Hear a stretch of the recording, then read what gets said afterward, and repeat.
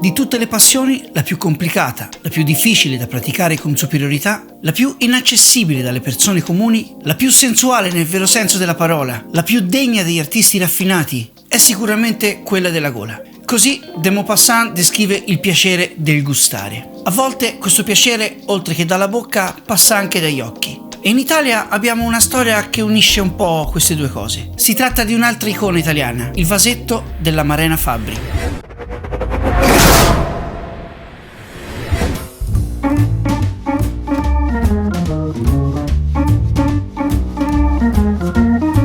Girando per mercatini, a volte negli anni mi è capitato di vedere questo oggetto e devo dire non mi sono mai soffermato più di tanto, però vedendolo più volte alla fine mi ha insospettito, meglio incuriosito, e penso che valga la pena di raccontarne la storia.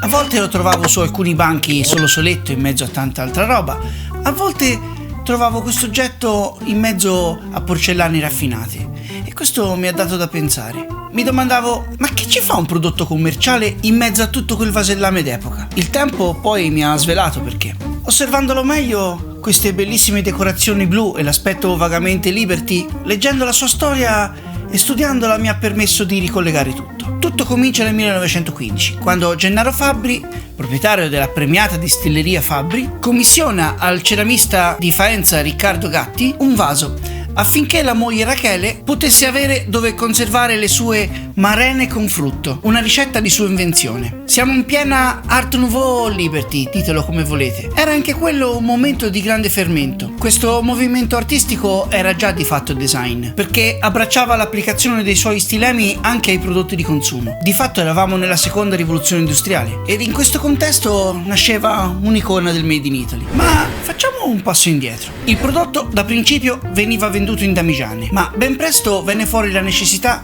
di somministrare le marene, come venivano chiamate, sui banconi o in posti molto raffinati. Ma la sua forma ci racconta anche un'altra storia. La scelta di avere la parte terminale troncoconica è perché doveva incastrarsi nei fori dei carretti dei gelati, dove i commercianti potevano arricchire i gelati che vendevano con le marene sopra. Da tutto questo ne scaturì questo recipiente, elegante e prezioso. In origine le prime versioni portavano la firma di Angelo Minghietti di Bologna. Le sue creazioni, simili ai vasi di farmacia che andavano di moda in quel periodo, furono successivamente abbandonati, in favore di questo famoso bianco e blu. Ma vediamo meglio il design del vasetto di Marena Fabbri. Tra le caratteristiche dell'Art Nouveau c'era quello dell'aperto interesse verso le arti orientali, ed ecco perché erano presenti motivi che riguardavano la natura oppure floreali. Era una risposta, una conseguenza alla forte reindustrializzazione e prometteva un ritorno alla natura. Ispirato all'arte cinese, il vaso presenta motivi che si rifacevano agli artigli ornati dell'Estremo Oriente,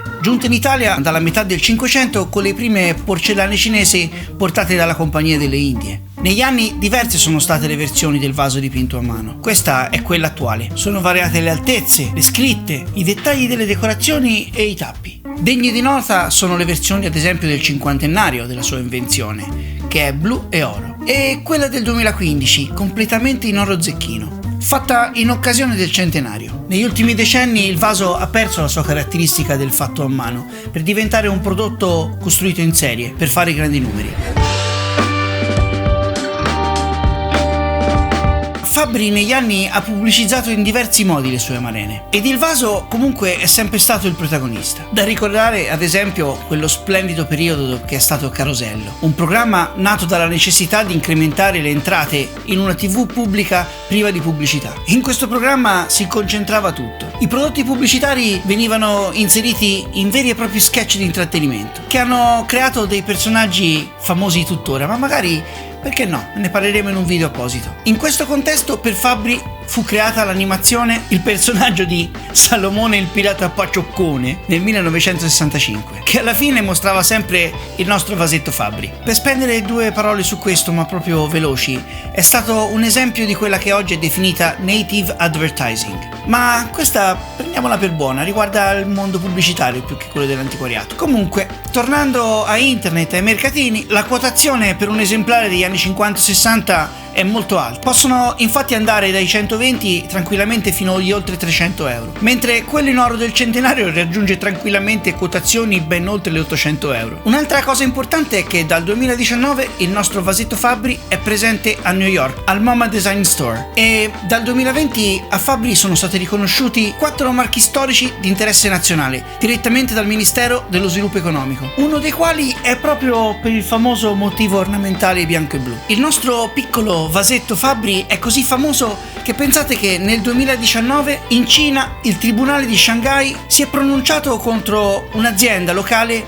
che produceva una brutta copia del nostro vasetto, vietando ogni contraffazione del vaso Fabbri in tutto il territorio cinese, considerata l'alta reputazione del packaging italiano. Insomma, il vaso Fabbri rimane un'icona di ieri e di oggi, una di quelle cose che più o meno abbiamo visto tutti da qualche parte. E ora sapete cos'è?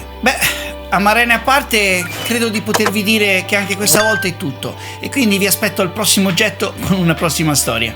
Ciao!